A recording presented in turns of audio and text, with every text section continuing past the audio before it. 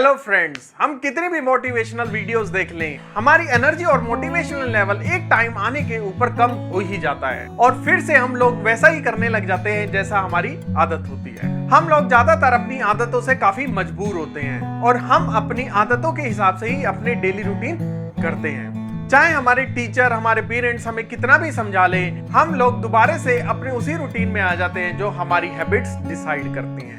और एक्चुअली में ये सिर्फ आप या मैं नहीं, हम सारे ही लोग कुछ इसी तरीके से बने हैं। अपनी हैबिट्स को बदलना काफी मुश्किल होता है, पर सच ये भी है, हमारी यही हैबिट्स हमारा फ्यूचर भी डिसाइड करती हैं। हाय, मैं जीडीएस डेंटल से डॉक्टर रोहित शर्मा। आज की इस वीडियो के अंदर हम बात करेंगे भी कौन सी अच्छी आदतें हैं जिनको अगर हम अपना लें तो हम एक अच्छे सक्सेसफुल मैन बन सकते हैं। जब मैं अपने दोस्त अनुज से बात करता हूँ तो वो मुझे बताता है कैसे उसके एक साथ वाले अनएथिकल डेंटिस्ट ने उसका जीना आराम कर रखा है। वो मुझे बताता है कैसे डीसीआई वाले लोग पैसा खाकर कॉलेज के ऊपर कॉलेज खोले जा रहे हैं और डेंटिस्ट भूखे मर रहे हैं। और वो मुझे घंटों समझा सकता है कि डेंटिस्ट्री में अब कुछ नहीं बचा है, डेंटिस्ट्री अब ओवर सैचुरेटेड है। डेंटिस्ट को एक अच्छा जिंदगी जीने के लिए काफी मेहनत करनी पड़ती है और ज्यादातर चांसेस यही है कि वो एक अच्छी जिंदगी नहीं जी सकता। और हम में से बहुत सारे लोग अनुज की इन बातों से सहमत होंगे, क्योंकि हम सब लोग रिएक्टिव पीपल होते हैं। हम अपना बहुत सारा समय उन बातों के ऊपर बिताते हैं जिन बातों को हम कंट्रोल नहीं कर सकते। हमारे हिसाब से हमारी परेशानियों का कारण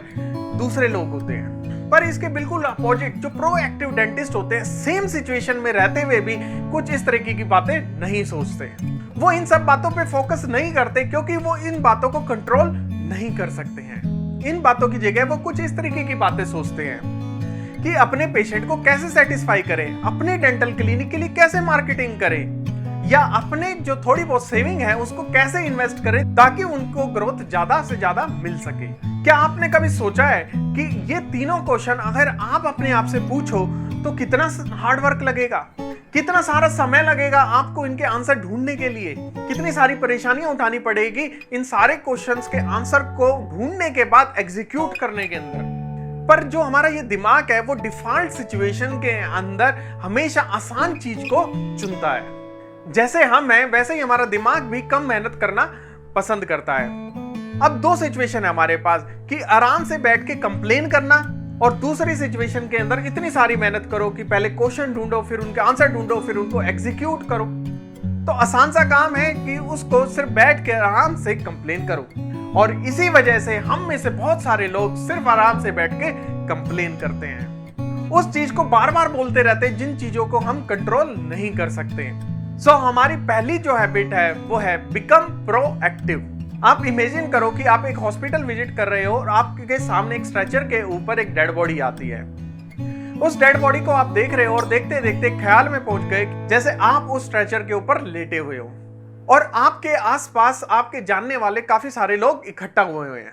अब ये सारे लोग तरह तरह की बातें कर रहे हैं और मजे की बात यह है कि ये सारी बातें आप सुन रहे हो। क्योंकि आप ये सारी बातें सुन पा रहे थे तो इस वजह से आपका इंटरेस्ट जाग जाता है कि वो किस तरीके की बातें आपके बारे में कर रहे हैं। और ये एक ऐसा इंसिडेंट है या ऐसे क्वेश्चंस हैं जो शायद आपने कभी अपने बारे में कभी नहीं सोचे होंगे। इसीलिए मैं आपसे कहूंगा कि इस वीडियो को 1 मिनट के लिए पॉज करो और सोचो कि आप क्या सुनना चाहोगे उन आसपास के लोगों से। क्योंकि अब आपने ये बात सोच ली है तो अब आप अपने आप से क्वेश्चन करो, क्या आपकी डेली एक्टिविटीज उस अल्टीमेट गोल के टुवर्ड्स लेके जा रही हैं या नहीं लेके जा रही। एक एग्जांपल से समझाता हूं। सपोज आप सुनना चाहते हो कि मैं एक अच्छा हस्बैंड था या एक अच्छी वाइफ थी, तो क्या आपका ज्यादातर वक्त क्लिनिक के ऊपर बीतता है? क्या आप घर जाकर अपने स्पाउस से लड़ते हैं? अगर इन दोनों क्वेश्चन का आंसर हाँ है तो आप एक अच्छे हस्बैंड या वाइफ कैसे बन सकते हैं? या दूसरा एग्जांपल लेते हैं। सपोज आप सुनना चाहते हो कि आप एक अच्छे व्यक्ति थे और सोसाइटी के लिए बहुत अच्छे काम करें, तो पूछो क्या आपकी डेली एक्टिविटीज इस गोल के टुवर्ड्स आपको लेके जा रही है या नहीं लेके जा रही। क्या आपने अभी तक कोई सोसाइटी के लिए बहुत अच्छे काम करे हैं या नहीं करे। क्या आपकी एक्टिविटीज, आपके एक्शन से किसी की लाइफ चेंज हुई है या नहीं हुई। या आप कुछ प्रोफेशनली भी सुनना चाह सकते हो कि आप एक फेमस डेंटिस्ट थे अपने कैरियर के अंदर, तो क्या आप अपनी स्किल्स इंप्रूव कर रहे हो कंटिन्यूअसली बेसिस के ऊपर। क्या आप अपने पेशेंट सेटिस्फेक्शन के लिए वर्क करते हो या नहीं करते हो। तो क्या आपके पास कोई सॉलिड मार्केटिंग प्लान है या नहीं है। सो बेसिकली आपने सिर्फ यही जज करना है कि क्या आपकी डेली एक्टिविटीज आपके अल्टीमेट गोल के टूवर्ड्स लेके जा रही हैं या नहीं लेके जा रही। सो हमारी हैबिट नंबर 2 है begin with and in mind. अगर मैं आपसे पूछूं कि आपके लिए मोस्ट इंपॉर्टेंट थिंग क्या है लाइफ के अंदर, तो हम में से ज्यादातर का जवाब यही होगा कि हेल्दी रहना और फैमिली के साथ हैप्पी रहना। आप में से कोई भी मुझको नहीं बोलेगा कि फेसबुक की पोस्ट के ऊपर कमेंट करना, टीवी पे टाइम पास करना, यूट्यूब पे सर्फ करना या खाली बेमतलब के अंदर कुछ भी करते रहना। पर इसके अपोजिट हम में से वही लोग करते हैं जो हम बिल्कुल करना नहीं चाहते। हम अपने खाली समय में फेसबुक की फीड्स को स्क्रॉल कर रहे होंगे, यूट्यूब पे बेमतलब की वीडियो देख रहे होंगे और टाइम पास के लिए फोन को भी बार बार चेक करते रहेंगे। लेकिन जब हमारे पास समय होता है, हम जिम जाना पसंद नहीं करते, हम क्वालिटी टाइम अपने बच्चों के साथ, अपनी फैमिली के साथ स्पेंड करना पसंद नहीं करते। एक बहुत बड़ा गैप है जो हमें करना चाहिए और जो हम करते हैं। सो हमारी थर्ड हैबिट है पुट फर्स्ट थिंग फर्स्ट। हमारी जो ये एक्चुअल लाइफ है, ये लूडो गेम की तरह नहीं होती कि हमारे जीतने के लिए दूसरे का हारना जरूरी हो। 1 मिनट के लिए इमेजिन करो कि आप भी डेंटल क्लिनिक रन करते हैं और मैं भी करता हूं। हम दोनों के क्लिनिक ओके चलते हैं और दोनों ही बहुत मेहनत करते हैं अपने क्लिनिक को ग्रो करने के लिए। एक दिन सुबह जब मैं पेपर पढ़ता हूं तो मुझे आपके क्लिनिक का एक पैम्फलेट मिलता है। वो पैम्फलेट मुझे काफी अट्रैक्ट करता है और मैं डिसाइड करता हूं कि मैं आपसे मिलूंगा। मैं आपसे टाइम लेकर आता हूं और हम काफी सारी बातें करते हैं। उन बातों के अंदर मैं आपको बताता हूं कि मैंने अपनी मार्केटिंग के लिए क्या क्या स्टेप्स उठाए थे। मैं ये भी बताता हूं किन मार्केटिंग से मेरे को फायदा हुआ और किस मार्केटिंग से मेरे को नुकसान हुआ। मेरी ऑनेस्टी देखकर आप भी ये डिसाइड करते हो कि आप भी अपने एक्सपीरियंसेस मेरे से शेयर करोगे। आप बताते हो मुझे कि पैम्फलेट्स बंटवाने से आपको क्या फायदा हुआ, क्या नुकसान हुआ, क्या चैलेंजेस आपने फेस करे। फिर हम दोनों ये मिलके डिसाइड करते हैं कि आगे से मार्केटिंग प्लान हम दोनों साथ मिलके बनाएंगे, साथ मिलके मार्केटिंग करेंगे। उस चीज से हमारे को काफी सारा फायदा हुआ। जो मिस्टेक मैंने करी थी वो आपने रिपीट नहीं करी और जो आपने मिस्टेक करी थी वो मैंने नहीं करी। क्योंकि मार्केटिंग अब हम दोनों कर रहे हैं तो हमको सस्ती भी पड़ने लगी। जैसे 10,000 पैम्फलेट मानो मैंने छपवाने थे, 10,000 आपने छपवाने थे, तो 20,000 की जो कॉस्ट टोटल कॉस्ट है वो कम हो गई। पर ये एक्चुअल सिनेरियो में नहीं होता।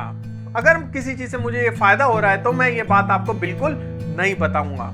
और एक्चुअल में इससे मेरे को कोई ज्यादा लंबा चौड़ा फायदा नहीं हो रहा है, क्योंकि इससे मैं मिस्टेक भी तो बार बार कर रहा हूं। अगर किसी चीज से मैंने कुछ कमा भी लिया तो मिस्टेक करके गवा भी दिया।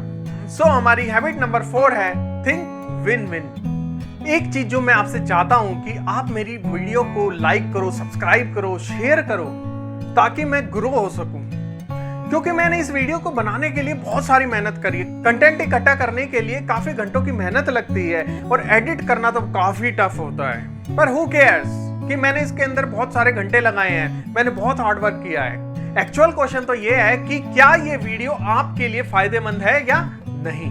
अगर ये फायदेमंद है तो आप ऑटोमेटिकली सब्सक्राइब कर लोगे। और कुछ ऐसा सिनेरियो हम अपनी डे टू डे रूटीन के अंदर डेली एक्सपीरियंस करते हैं। मान लेते हैं कि एक पेशेंट दर्द में आपके पास आता है। अब आप उसको आरसीटी बताते हो, आरसीटी का प्रोसीजर बताते हो, आरसीटी की कॉस्ट बताते हो, तरह तरह की चीजें बताते हो कि ये रोटरी आरसीटी है, ये हैंड मैनुअल फाइल आरसीटी है, वगैरह वगैरह जो भी कुछ आप बताते हो। लेकिन एक्चुअल में पेशेंट को क्या चाहिए? पेशेंट को सिर्फ उसका दर्द खत्म चाहिए।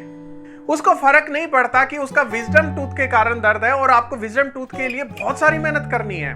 उसे फर्क नहीं पड़ता कि आपने माइक्रोस्कोप खरीद रखा उसकी आरसीटी बढ़िया करने के लिए। उसका तो सिर्फ एक सिंपल सा मोटो है कि वो दर्द खत्म चाहता है। सो हैबिट नंबर 5 है seek first to understand then to be understood. Imagine करो कि एक आम के पेड़ के ऊपर काफी अच्छे अच्छे सुंदर सुंदर आम लगे हुए हैं। उन्हें देखकर आपका खाने का मन कर जाता है।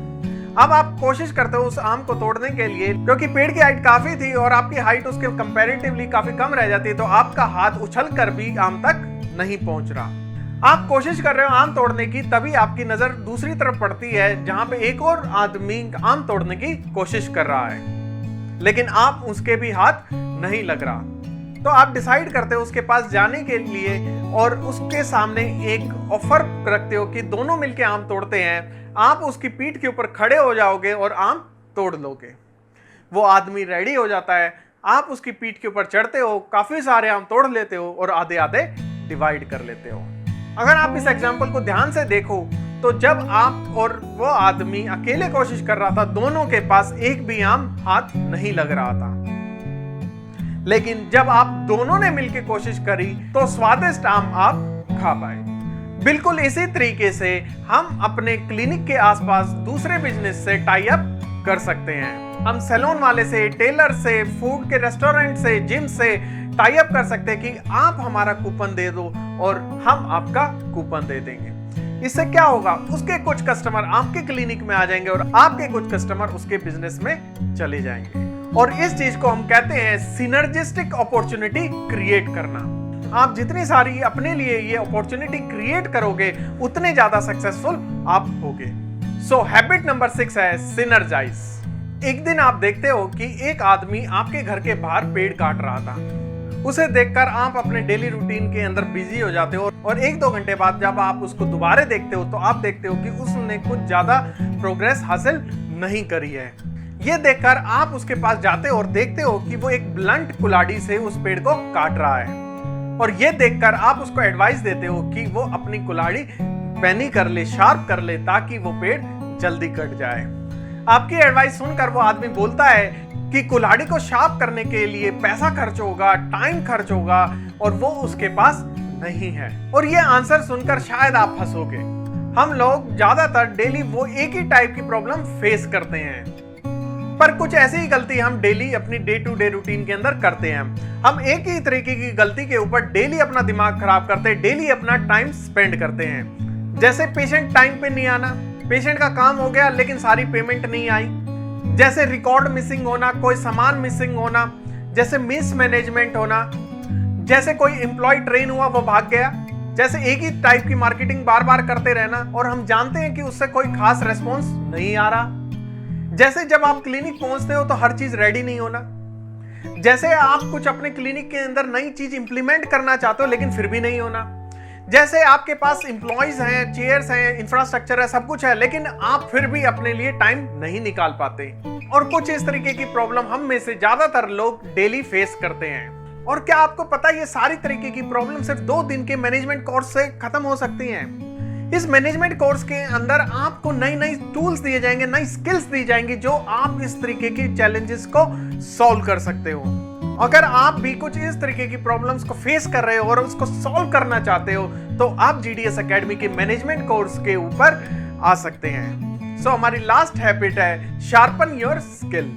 ये सारी कुछ सक्सेसफुल डेंटिस्ट की हैबिट्स थी जो आपको अच्छी लगे, जो आपको इजी लगे। 1-2 हैबिट्स आप अपनी लाइफ के अंदर जरूर अपनाएं। Thank you for watching. Please subscribe our channel for watching other useful videos. Thank you.